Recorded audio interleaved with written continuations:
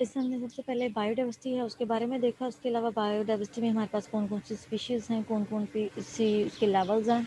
Levels में जिसमें हमने जो लास्ट क्लास है उसमें डिस्कस किया था कि जेनेटिक और स्पीशी और इकोसिस्टम। जेनेटिक डाइवर्सिटी में हमने जीन्स के बारे में डिस्कस किया था, जो कि plants, animals, fungi, microorganism, bacteria और यू बैक्टीरिया में पाए जाते हैं। इसके अलावा सेम स्पीशीज़ के बारे में, स्पीशीज़ की डाइवर्सिटी थी कि वो सेम स्पीशीज़ और डिफरेंट स्पीशीज़ के अकॉर्डिंग के बिटवीन और सेम स्पीशी। इसके अलावा इकोसिस्टम की डाइवर्सिटी में जिसमें हमने उसके हैबिटेट्स पढ़े, जैसे कि नेचुरल हैबिटेट्स हैं, मैनमेड हैबिटेट्स हैं, और इसके अलावा उनके इकोलॉजिकली रूल्स और इंडिविजुअल का क्या मेन रोल है, स्पीशी का मेन रोल क्या है इकोसिस्टम के अकॉर्डिंग। तो इसमें हमने ये ओवरऑल देखा। इसमें हम ये देखते हैं कि ये जो बायोडाइवर्सिटी के लॉसेस, जैसे कि हमारी लास्ट क्लास हुई थी उसमें हमने देखा था कि जो हैबिटेट का लॉस है वो किस तरह से होता है। एक तो इसमें जो ह्यूमन रिसोर्सेज है वो सबसे मेन रोल प्ले करते हैं कि ह्यूमंस ने जो बायोडाइवर्सिटी है उसको अफेक्ट करते हैं डायरेक्टली और इनडायरेक्टली। ठीक है, जिसमें हमारे पास के ये लैंड यूजेज आ जाती है कि जो लैंड यूज चेंज उसमें फ्रेगमेंटेशन है या फिर हैबिटेट है उसका लॉस कर देते हैं या उसको डिग्रेड कर देते हैं, डिस्ट्रक्ट कर देते हैं, डिस्ट्रॉय कर देते हैं। इस तरह से सेम पोल्यूशन है जिससे हमारे पास एयर, वाटर और सॉइल की पोल्यूशन आ जाती है, और नेचुरल रिसोर्सेज हैं जिनकी एक्सप्लॉयटेशन हो जाती है, जिसको कि हम ओवर प्रोडक्शन में या फिर अदर पर्पसेस के लिए यूज़ कर लेते हैं और हमारे जो नेचुरल रिसोर्सेज हैं वो कम पड़ जाते हैं। इसके अलावा नॉन नेटिव स्पीशीज़ होती हैं कि एक्जॉटिक या एलियन स्पीशीज़, जो कि आप फॉरेन कंट्री से या अदर हैबिटेट से लाके अपने हैबिटेट जो हमारे पास होता है उसमें इंसर्ट करते हैं, इंट्रोड्यूस करते हैं। इनका बेसिकली ये मकसद होता है, बाज़ दफ़ा वो बेनिफिट होती है लेकिन बाज़ दफ़ा नुकसान भी हो जाता है। नुकसान इस तरह से कि उसमें भी हो सकता है उसमें कोई डिजीज़ या पैरासाइट्स हो, और उसी जो स्पीशी को हम जब इंट्रोड्यूस करेंगे तो उसके इन रिस्पॉन्स में जो अदर स्पीशीज़ उस हैबिटेट में रहती होंगी तो वो भी डिस्ट्रक्ट हो जाएंगी और वो उनमें भी डिजीज़ कॉज करेंगी। इसके अलावा क्लाइमेट चेंज है जो कि बायोडाइवर्सिटी उसको इंट्रोड्यूस करता है कि ये जो क्लाइमेटिक कंडीशंस होती हैं जिसमें कि आप टेम्परेचर, वाटर और इसके अलावा सॉइल कंडीशंस उनको मेंटेन करना होता है, टोपोग्राफी, इसके अलावा ऑक्सीजन और कार्बन डाइऑक्साइड का लेवल है वो मेंटेन रखना होता है। तो ये भी ओवरऑल हमारे क्लाइमेट को इफेक्ट कर रहा होता है। लैंड यूज़ चेंजेस में इसमें हम देखते हैं सबसे पहले कि लैंडस्केप है, जो लैंड एरिया है या जोग्राफिकल एरियाज़, उसमें चेंजेस आ जाती हैं। उनकी जो एक्टिविटीज़ लाइक हम इसमें एग्रीकल्चर के लिए ज़्यादा जो हमारे पास लैंडस्केप होती है उसको यूज़ कर लेते हैं। अर्बन जो हमारी पॉपुलेशन है वो इंक्रीज़ हो रही है, उसकी एक्सपेंशन हो रही है। इसके अलावा ट्रांसपोर्टेशन है वो ज़्यादा से ज़्यादा हो रही है। हर जो ह्यूमन है यहाँ पे, ह्यूमन है, छोटा बच्चा है, जो भी हर किसी की जो अपनी ट्रांसपोर्टेशन है वो पब्लिक ट्रांसपोर्ट का बहुत कम यूज़ किया जाता है। इस तरह से जो ऑटोमोबाइल से निकलने वाले हमारे पास क्लोरोफ्लोरोकार्बन्स होते हैं वो इन्वायरमेंट को पोल्यूट कर रहे होते हैं। तो ये मेजर कॉजेज़ जो हैं ये हमारे पास बायोडाइवर्सिटी के लॉसेस का बनते हैं। इसमें एग्रीकल्चर एक्सपेंशन है कि जब पॉपुलेशन ज़्यादा होगी तो हमें फूड भी ज़्यादा रिक्वायर होगी, जब पॉपुलेशन कम होगी तो फूड हमें कम रिक्वायर होगी। इस तरह से हम एग्रीकल्चर को ज़्यादा पॉपुलेशन के लिए ज़्यादा फूड रिक्वायर होगी तो हम उसके लिए ज़्यादा लैंड यूज़ करेंगे, ज़्यादा प्रोडक्शन करवाएंगे, उसकी वीट की करवाएंगे। इसके अलावा कॉर्न है, राइस है, कॉटन है, तो उसकी प्रोडक्शन इंक्रीज़ करेंगे ताकि जो हमारी मीटिंग की डिमांड है उसको पूरा किया जा सके। इसके अलावा मिल्क प्रोडक्शन की डिमांड है उसको पूरा किया जा सके, या प्रोटीन कंटेंट, कार्बोहाइड्रेट या फैट्स कंटेंट्स हैं हमारी बॉडी को रिक्वायर हैं, तो इन्हीं एग्रीकल्चर प्रोडक्ट्स को यूज़ करते हुए हम उसको कंपनसेट कर सकें। नेक्स्ट, इसके अलावा ये जो लैंड यूज़ है इसको, लैंड को हम ज़्यादा से ज़्यादा इंक्रीज़ किया जाए। हमें जो फॉरेस्ट हैं, फॉरेस्ट को हम ग्रेजिंग लैंड है उनमें कन्वर्ट करना चाहिए कि इसमें हमने जो हर्ब्स और शर्ब्स हैं वो कम रहनी चाहिए ताकि ज़्यादा से ज़्यादा डाइवर्सिटी जब वो डिपेंड करें। आप देखते हैं कि कुछ हमारे पास स्मॉल एनिमल्स होते हैं जो कि दरख्तों के टॉप लेवल तक नहीं पहुंच सकते, ठीक है, लेकिन जब हर्ब शर्ब जब ग्रेजिंग एरिया होगा तो वहाँ पे हर तरह के एनिमल्स है, शॉर्ट हैं या फिर लॉन्ग है, तो वो ईजिली पहुँच सकते हैं। दूसरा एग्रीकल्चर एक्सपेंशन में क्या है, हम इसमें बायोफ्यूल्स हैं वो भी यूज़ कर सकते हैं। बायोफ्यूल्स जो कि हमारे पास नॉन फूड फीड स्टॉक होते हैं उनसे प्रोड्यूस होते हैं, जिसको हम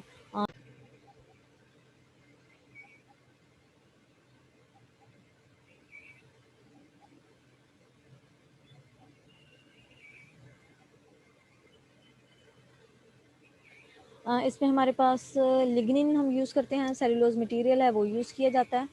और इसके साथ साथ हम इसमें ये भी देखते हैं कि हमारे पास कौन कौन से प्रोडक्ट्स हम एग्रीकल्चर एक्सपेंशन में यूज़ कर सकते हैं एग्रीकल्चर को एक्सपेंड करने के लिए। इसमें हमारे पास वुड है, रेजिड्यू है, इसके अलावा ग्रासेस आ जाती हैं, स्ट्रॉ आ जाती हैं, इसके अलावा फास्ट ग्रोइंग ट्रीज़ आ जाते हैं, या स्लो ग्रोइंग ट्रीज़ भी हम यूज़ कर सकते हैं कि स्लो ग्रोइंग ट्रीज़ है कुछ टाइम लगेगा, इसके अलावा वो ऐसे ब्यूटी है उसको इंक्रीज़ करेगा। और नेक्स्ट इसमें हमारे पास ये है कि मोस्ट इम्पॉर्टेंटली हमारे पास दोनों रिसोर्सेज आ जाते हैं कि जो डायरेक्ट भी इफेक्ट कर रहे होंगे बायोडाइवर्सिटी को, और उसके अलावा इनडायरेक्ट भी इफेक्ट कर रहे होंगे।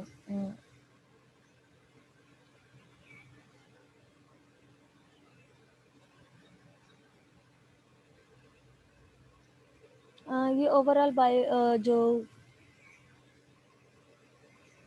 बायोफ्यूल्स में हम वुड फ्यूल की कंजम्पशन देखते हैं कि अगर अफ्रीका के अकॉर्डिंग हमारे पास जो अफ्रीका कॉन्टिनेंट है उसमें देखें तो उसमें हमारे पास ओवर इतने मिलियन मीटर क्यूबिक में फैला हुआ है, और 2000 में हमारे पास इतने एरिया में था, ठीक है। और इसके अलावा 210 में जो है वो हमारे पास इतना इंक्रीज़ हुआ, लेकिन जब हम 2020 की बात करते हैं तो उसका ये जो ग्राफिकली एरिया है हमारे पास जो कि वुड फ्यूल की कंजम्पशन पे ज़्यादा डिपेंड करता है, वो इंक्रीज़ कर जाता है। कि इसमें डिफरेंट कलर्स शो किए गए हैं कि नॉर्दर्न अफ्रीका के लिए हमारे पास जो है वो ग्रीन है, साउदर्न के लिए ब्राउन है, और सेंट्रल अफ्रीका के वहाँ मस्टर्ड कलर आ जाता है। इसके अलावा ईस्ट अफ्रीका के लिए पर्पल है, और वेस्ट अफ्रीका के लिए हमारे पास ये।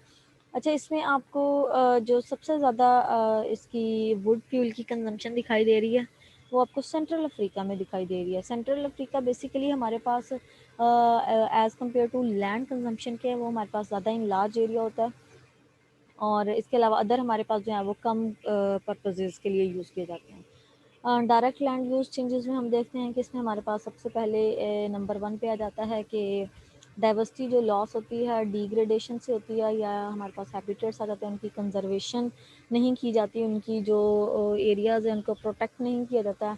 इसके अलावा पेस्टिसाइड्स का यूजेस है वो ज़्यादा किया जाता है। इसके अलावा मॉडिफाइड क्रॉप्स हैं जैसे कि जो कि वाइल्ड लाइफ है उसके लिए इंडेंजर्ड हो जाती हैं, या बायोडाइवर्सिटी के लिए इंडेंजर्ड हो जाती हैं। इसके अलावा डिस्प्लेसमेंट इफेक्ट ये है कि इसको हम इनडायरेक्ट लैंड यूज़ चेंजेस भी कहते हैं, या लीकेज इफेक्ट भी कहते हैं। फॉर एग्जांपल हमारे पास जो मैरीन इन्वायरमेंट है, अगर वहाँ पे बहरी सफ़र हो रहा होता है तो उसमें ऑयल की स्पिलेज हो जाती है, तो जो हम ऑयल की बात करते हैं तो वाटर में डिज़ोल्व नहीं होता। तो वो वाटर में डिज़ोल्व नहीं होगा, वो सरफेस पे ही फ्लोट करता रहेगा, तो उसके इन रिस्पॉन्स में हमारे पास जो मैरीन फ़ाना होता है वो इफ़ेक्ट होता है, उन तक फोटोसिंथेसिस है वो नहीं हो सकता, उनका सनलाइट नहीं पहुंच सकती जो, और इस तरह से ऑक्सीजन की डेफिशिएंसी हो जाती है और साथ में स्पॉइलेज हो जाती है।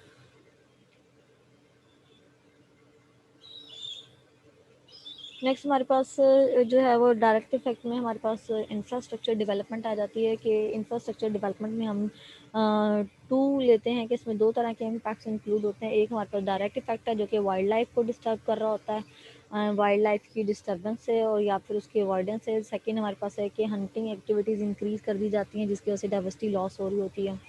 इसके साथ साथ हम स्मॉल स्केल सेटलमेंट जो कि रोड के अलॉन्ग की जाती हैं, ताकि कोई भी अगर एनिमल आता है जो हमारे पास फॉरेस्ट एरियाज होते हैं तो उसमें ये सेटलमेंट्स एरियाज स्मॉल लेवल्स पर बनाए जाते हैं, ताकि कोई भी अगर एनिमल आए तो जो ह्यूमन पॉपुलेशन है जो कि रोड के अराउंड चल रही होती है, जहाँ पे मार्गला हिल्स वाली साइड पे जाते हैं, तो वहाँ पे कोई भी एनिमल एकदम से आ जाए तो उससे जो अगर ड्राइविंग करने वाले पीपल्स हैं तो वो इफ़ेक्ट हो सकते हैं।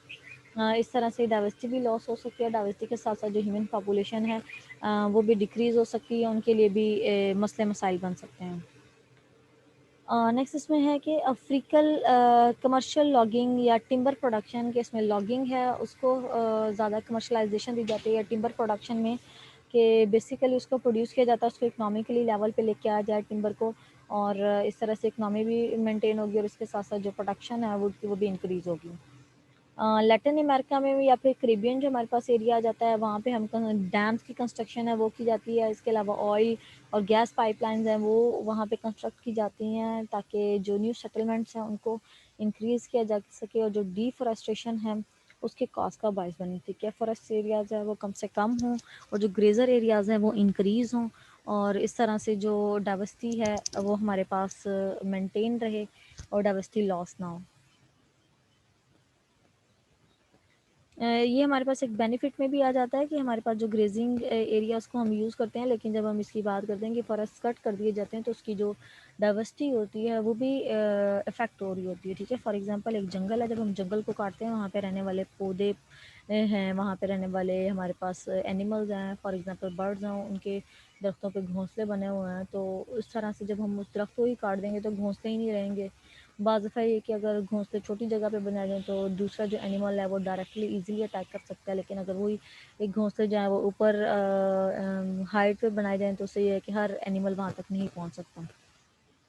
नेक्स्ट हमारे पास ऑलमोस्ट जो ये काउंट होते हैं 2/3% ये नेट प्राइमरी प्रोडक्शन का बाइस बनते हैं लैंड पे, जो कि सोलर एनर्जी जो है वो सनलाइट से हमारे पास आती है प्लांट्स तक, जो कि प्लांट्स में फोटोसिंथेसिस का बाइस बनती है। और नाइट टाइम जो हमारे पास रेस्पिरेशन का रिसोर्स होता है।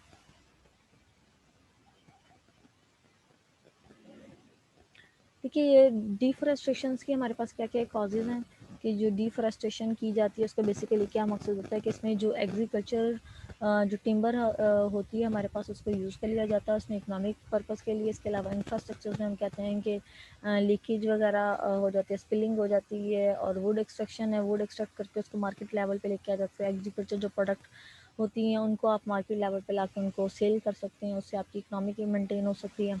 इसके अलावा हाई डिफॉरेस्टेशन जो रेट्स हमें मोस्टली देखने में मिले हैं वो हमारे पास कमोरोस या ब्रुंडी या टोगो और मेरिट्रिना इन एरियाज़ में देखने को मिले हैं।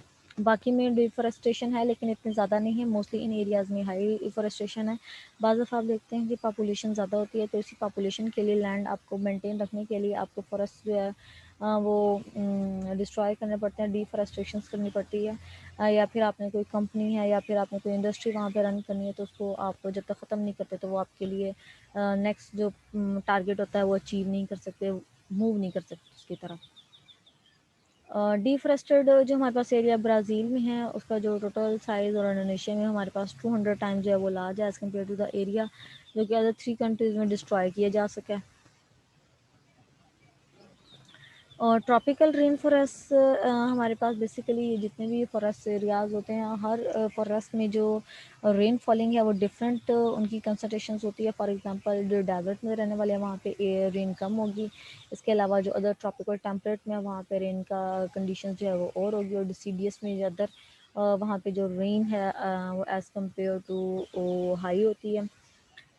ट्रॉपिकल रेन फॉरेस्ट में हमारे पास ये ग्लोबल डाइवर्सिटी के हाफ होस्ट होते हैं कि ज़्यादातर हमारी जो ग्लोबल डाइवर्सिटी होती है वो इन्हीं ट्रॉपिकल रेन फॉरेस्ट पे ग्रो करते हैं, क्योंकि हमारी जो पाकिस्तान में है वो मोस्टली ट्रॉपिकल रेन फॉरेस्ट जो है वो ज़्यादा है। इसके अलावा नॉर्दर्न एरियाज़ में पाए जाने वाले बहुत कम एरियाज़ ऐसे हैं।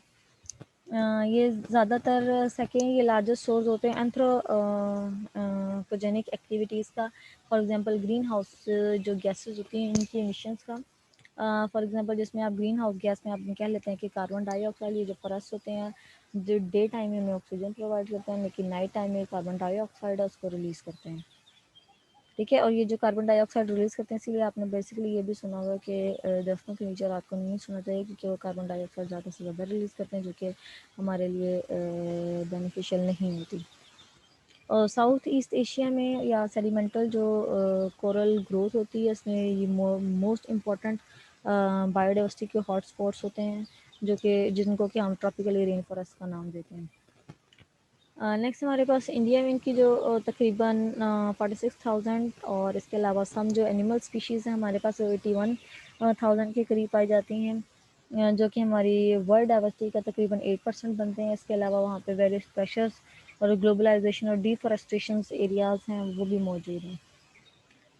नेक्स्ट इसमें नेटिव हमारे पास वो हैं कि जो हमने इंट्रोड्यूस नहीं करवाए जाते लेकिन वो ऑलरेडी हैबिटेट में मौजूद होते हैं और उसी हैबिटेट में लाइव भी करते हैं और फॉल भी करते हैं, लाइव भी रहेंगे और उनकी डेथ होने के भी चांसेस होते हैं। लेकिन जो नॉन नेटिव वो या फिर हमारे पास एक्जॉटिक होती हैं जिसको कि आप अदर हैबिटेट से ला के इंट्रोड्यूस करते हैं। इसमें हमारे पास नेटिव में हमारे पास बनानास हैं, पाम्स हैं, इसके अलावा क्लाइंबिंग प्लांट्स हैं, इसके अलावा एपीफाइट्स हैं और वर्टिब्रेट्स, इनवर्टिब्रेट्स और बर्ड्स हैं। ठीक है। एपीफाइट्स में हमारे पास कौन कौन सी प्लांट्स हैं, इसमें हमारे पास लाइकन्स हैं, मॉसेस हैं, फर्न्स हैं और ऑर्चिड्स हैं जो कि आप गार्डन में ग्रो कर सकते हैं। ठीक है। और इन्हीं को यूज़ किया जाता है अटैचमेंट पर्पस के लिए और इस तरह से ये जो वो अटैच तो हो जाते हैं होस्ट के साथ लेकिन उनको कोई हर्ट या उनको कोई डैमेज नहीं करते, उनके लिए कोई डिस्ट्रक्शन का बायस नहीं बनते। जो हमारे पास फॉरेस्ट फ्लोर होता है वो मोस्टली फिल होता है हर्ब्स के साथ, शर्ब्स के साथ, हर्बीवोरस के साथ या कार्निवोरस और इंसेक्ट्स के साथ जो कि जस्ट हर्ब्स पे और एनिमल्स उन पे डिपेंड करते हैं। इसके अलावा ट्रॉपिकली रेन फॉरेस्ट में हमारे पास डिफरेंट दिखाए गए कॉन्टिनेंट्स हैं। ये अमेरिका में हमारे पास सेंट्रल अमेरिका है, ये हमारे पास जो है वो साउथ अमेरिका है और ये हमें अफ्रीका और ये जो है इंडिया और इंडोनेशिया। ठीक ठीक है, ये रेन फॉरेस्ट डिस्टिंक्टिंग उसमें रहने वाले रेन फॉरेस्ट में ट्रॉपिकल रेंज में एनिमल्स हैं ये जुगाड़, उसके अलावा गोरिल्ला मॉस्को, और उसके अलावा वली मंकी है, रेड आई ट्री फ्रॉग है। ठीक है, और इसके साथ साथ हमारे पास 50 जो है वो अदर फ्लाइज की हमारे पास स्पीशीज़ आ जाती हैं। जब हम डाइवर्सिटी की बात करते हैं तो इंसेक्ट फाइला या आर्थ्रोपोडा फाइला है, इसकी सबसे ज़्यादा डाइवर्सिटी पाई जाती है, जिसमें हमारे पास फ्लाइज आ जाती हैं, हाउस फ्लाइज भी आ जाती हैं, बीज भी आ जाती हैं, और इसके साथ साथ हमारे पास मॉस्किटोस भी आ जाते हैं। ये एक रेन फॉरेस्ट की डाइवर्सिटी दिखाई गई है कि इसमें जो एक एनिमल है इसमें रहने वाली है हमारे पास जो मशीनरी है, मशीनरी के साथ साथ उसमें वहाँ पे कुछ रहने वाले हमारे पास एनिमल्स हैं, और इस तरह से ये एनिमल्स एक पे किस तरह से एक दूसरे पे और दूसरा तीसरे पे डिपेंड कर रहता है, जैसे हम फूड चेन और फूड वेब में बात करते हैं। पोल्यूशन में हमारे पास 3 टाइप्स की मेनली पोल्यूशन होते हैं, जिसमें फर्स्ट नंबर पर हमारे पास फ्रेश वाटर पोल्यूशन है, और इसमें कि हम अपना जो सीवेज ट्रीटमेंट है वो भी उसमें ऐड कर दिया जाता है, जो कि माइक्रो ऑर्गेनिज्म है उनको किल करता है, और इसके साथ साथ वही वाटर जो है वो हमारे लिए पोल्यूशन और अनट्रीटेड होता है, हमारे लिए मुख्तलिफ जो डिजीज़ हैं उनका बायस बनेगा। इसके अलावा सिविल कोस्टल जोन हैं जो कि हमारे पास साउथ ईस्ट एशिया में मौजूद हैं, जो कि यूट्रॉफिकेशन का यहाँ पे high rate of biological activity होती है, और वो इस तरह से होगी जब आप उसमें जो वेस्ट मटेरियल होता है वो भी डिपेंड ऐड कर देते हैं। वेस्ट मटेरियल से जब आप देखते हैं कि एलजी है वो ज़्यादा ग्रो करती है, वो हमारे पास डाइवर्सिटी उसकी इंक्रीज़ हो जाती है, लेकिन उसके साथ साथ जब वही डाइवर्सिटी वाटर में इंक्रीज़ होती है तो वो फोटोसिंथेसिस उसके प्रोसेस को रोक देगी, सनलाइट नहीं पहुंच सकेगी, जिसके इन रिस्पॉन्स में जो हमारी मैरीन फाना होता है या फ्रेश वाटर फाना होता है वो डिस्ट्रॉय हो जाता है। अप्रॉक्सीमेटली जो 400 हमारे पास गैलन्स हैं ऑयल के वो पर डे रिलीज़ होते हैं ओशियन में, और इस तरह से वो वाइल्ड लाइफ के लिए थ्रेटेंड होता है, सिग्निफिकेंट थ्रेटेंड है, जो कि उनकी लाइफ को कम करने का बायस बनते हैं। कुछ जो हैं वो इसी ऑयल की वजह से ज़िंदा रह सकते हैं जो टॉलरेट कर सकते हैं, लेकिन स्मॉल स्पीशीज़ हैं जिनमें टॉलरेशन की इतनी एबिलिटी नहीं होती, वो डेड हो जाती हैं। ठीक है, इसके अलावा टॉक्सिक और सब लीथल इफेक्ट्स होते हैं और प्लैंक्टॉन्स पे के कुछ इफेक्ट जो हैं वो उनके लिए टॉक्सिक हो जाते हैं, कुछ जो हैं उनके लिए लीथल नहीं होते या टॉक्सिक नहीं होते, जो कि वो सर्वाइव करने की एबिलिटी रखते हैं। और सी बर्ड हमारे पास ड्राउनिंग है या फिर उनमें जो हीट लॉस होता है उसके इन रिस्पॉन्स में जो उनकी प्लमेज है, जो उनके पर होते हैं जो कि ऑयल की वजह से डैमेज हो जाते हैं, तो उसको उड़ने में मुश्किल होती है, जिसकी वजह से जो हीट लॉस है उसका बायस बनते हैं। और ओपन मैरीन जोन में हमारे पास जैसे मैंने अभी आपको लाइफ की एक्सपेक्टेशन के बारे में बताया, तो इंशाल्लाह ये जो बाकी आपका टॉपिक रह गया ये हम नेक्स्ट क्लास में करेंगे।